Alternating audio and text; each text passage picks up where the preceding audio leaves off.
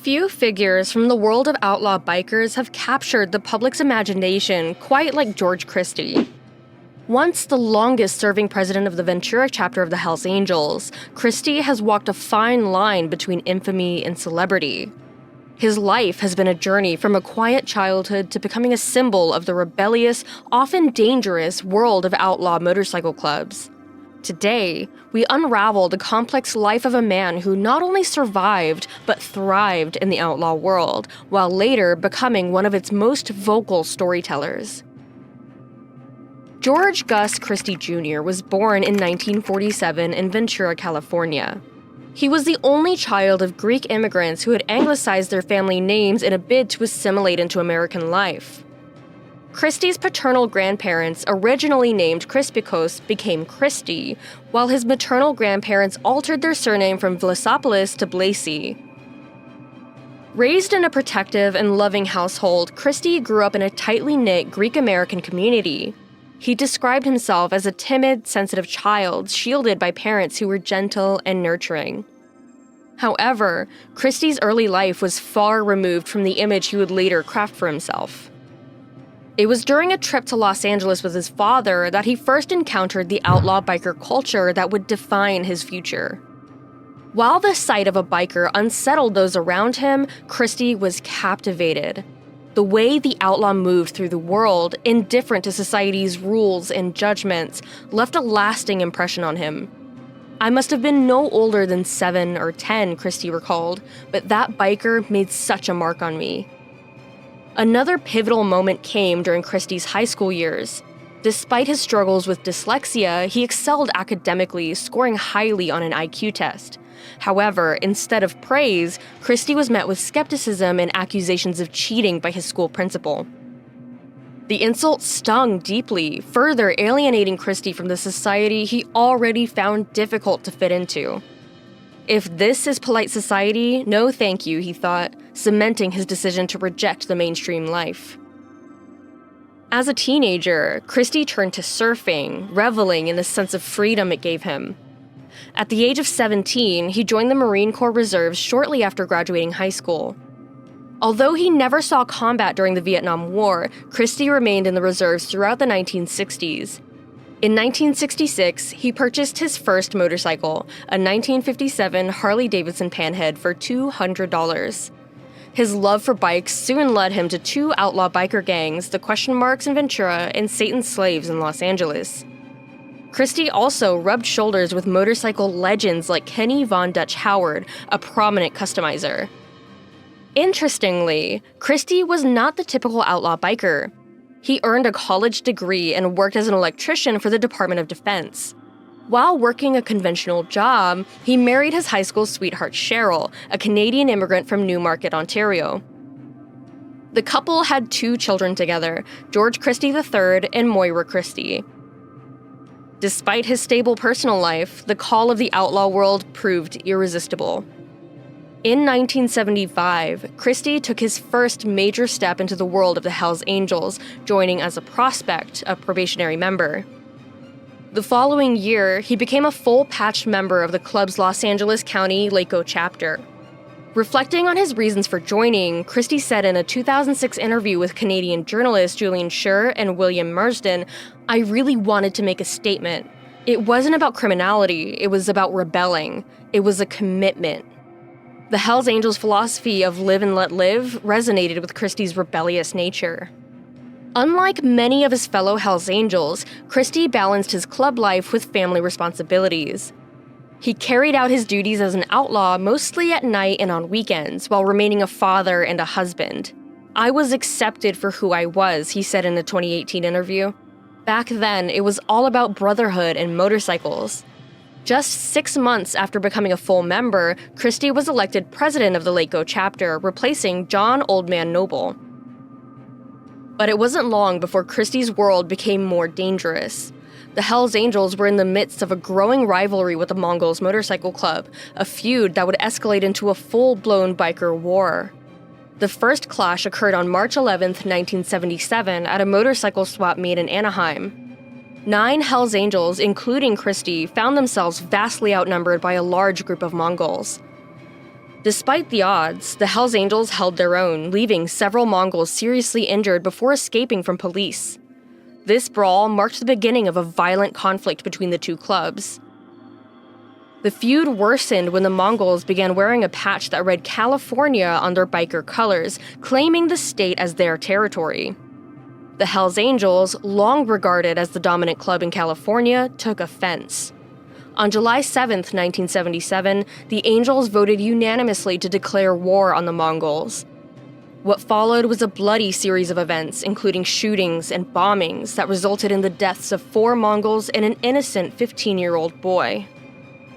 The violence stretched from Los Angeles to San Diego, leaving a trail of destruction in its wake. In the midst of this chaos, Christie founded the Ventura chapter of the Hells Angels on May 6, 1978, serving as its president. The clubhouse was a small, unassuming building with a red steel door that bore a warning sign, "No bozos, no wimps." Christie was not only the leader of the Ventura chapter, but also a local celebrity, revered by many in the community. Mark Coronado of the Ventura County Police Department noted, "People love him. They think he's a god down there." Christie's influence in Ventura was undeniable. He was admired as a businessman and philanthropist who helped those in need. In 1983, he was featured in a cover story of the Los Angeles Times, which painted a picture of the Hells Angels as mellowing. Christie dismissed allegations that the Hells Angels were a criminal enterprise, insisting that they were simply a motorcycle club. "It's a family," he said. "That's what it is." However, law enforcement saw things differently. In 1984, the Bureau of Alcohol, Tobacco, Firearms, and Explosives, or ATF, circulated a rumor that the Hells Angels planned to disrupt the Summer Olympics in Los Angeles by supplying weapons to terrorists.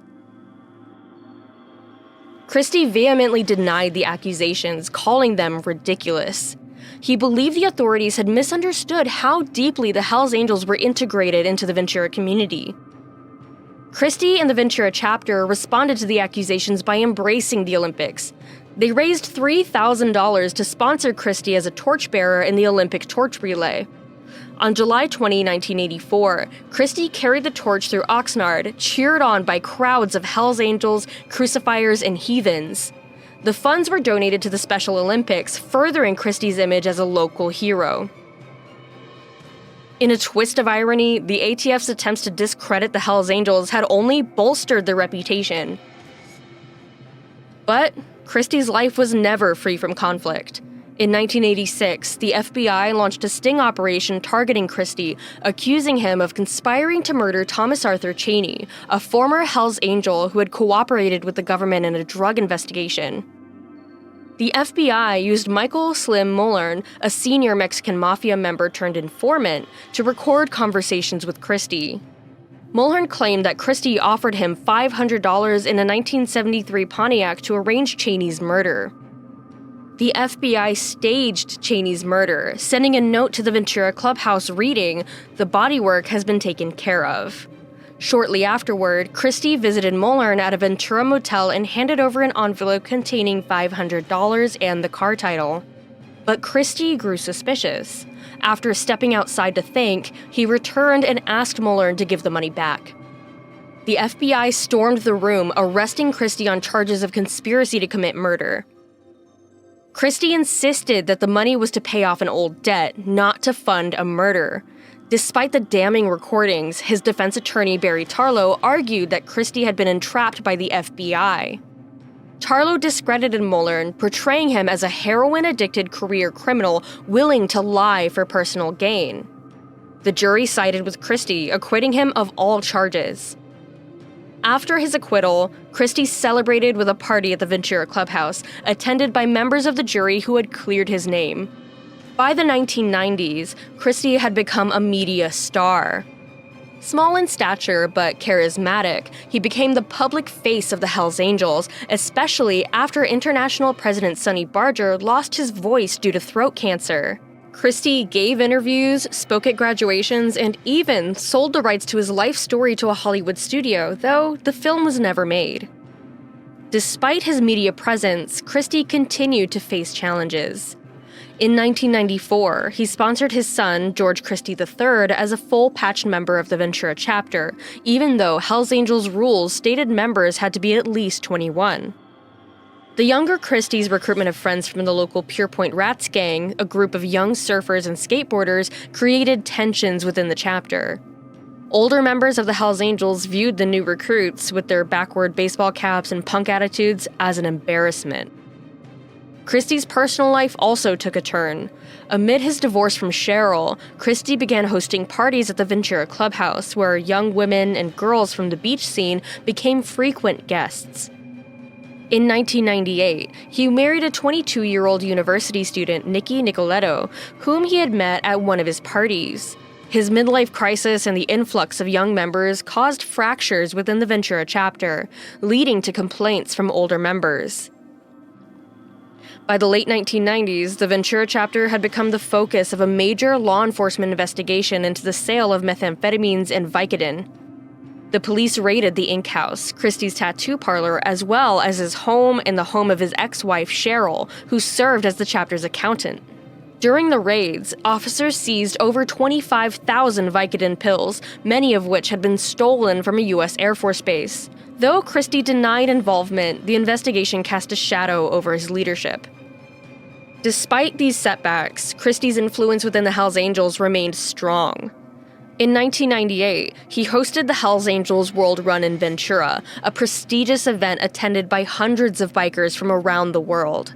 That same year, Christie was named the #1 mover and shaker in Ventura by the Ventura County Reporter, cementing his status as a local legend. Yet, as the new millennium approached, cracks in Christie's empire began to show. The Ventura County District Attorney's Office and various federal agencies continued to pursue him, accusing him of money laundering and drug trafficking. Internal tensions within the Hells Angels also began to surface, with younger members clashing with the old guard. George Christie's legacy is one of rebellion, loyalty, and survival. From his early days as a timid child to his rise as one of the most feared and respected outlaws in America, his story is a testament to the complex, often contradictory nature of the outlaw biker lifestyle. Today, Christie continues to share his journey through books and television, offering a rare glimpse into the life of a man who lived and thrived on the edge of society.